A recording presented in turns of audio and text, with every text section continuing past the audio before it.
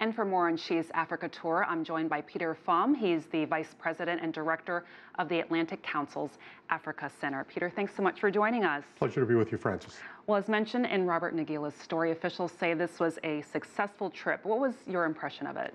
Well, this is a trip that builds on earlier trips. It's when one stops to think about it, the commitment that Chinese officials have had to Africa over the last years has been extraordinary. This is the first trip abroad that President Xi has had since he began his new term. And interestingly, 4 years ago, the first trip after he first became state president was to Africa. Altogether, in the last 10 years, senior Chinese officials, the president, prime minister, foreign minister, have been to Africa no fewer than 79 different trips to Africa to various countries, if we add up the stops along the way. So this is an extraordinary commitment. And so it's not to be taken in isolation, but it's the culmination of a process that's been going on for some time.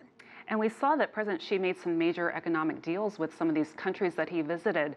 So what does this mean not only for those countries, but for China as well? Well, I think it's an opportunity to expand trade. Since 2009, China has been Africa's largest bilateral trading partner. But it's not just a matter of trade. Trade is premised upon relations, diplomatic relations. And just a point of comparison, it's been 5 years since a British prime minister has set foot on African soil. Almost 3 years since an American president has.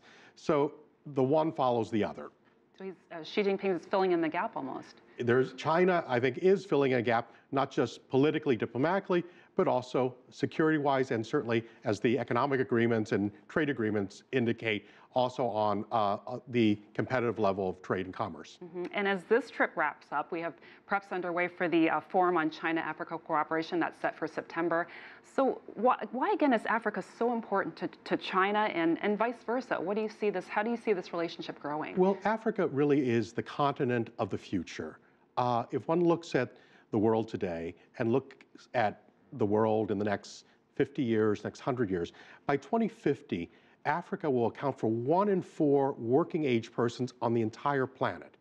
The continent's population will double in the next coming years. So this is a tremendous market, but it's also a tremendous engine for economic growth globally. And of course, there are the natural resources of Africa, which are necessary for all manner of modern technologies, et cetera, rare earth minerals, energy, et cetera. So this is a continent whose importance is increasing day by day. And how do you see in future years, that relationship growing? Well, I think that it will grow with engagement. Africa expects to be engaged, and it's important not only for China, but for other countries not to take Africa for granted.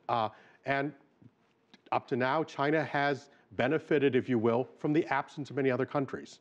And Belt and Road certainly factoring into some of those relationships. And that's certainly going to add, although on the other side of that, also African countries have to be careful to also get what they need out of it. This has to be a win-win.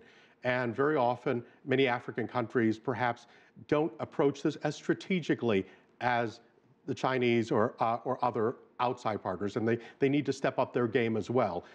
No one is keeping them from stepping up their game. It's really the onus is on them.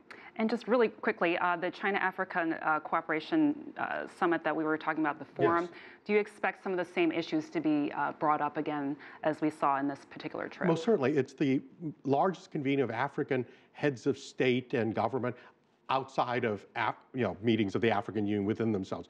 It's one of the largest such forum. India has one, the European Union has one, and even the United States had its first leader summit in 2014. But this is one of the more established meetings, and so one expects a lot of not only bilateral but also multilateral agreements to come out of this. Peter Pham with the Atlantic Council, thanks so much for joining us today. Thank you.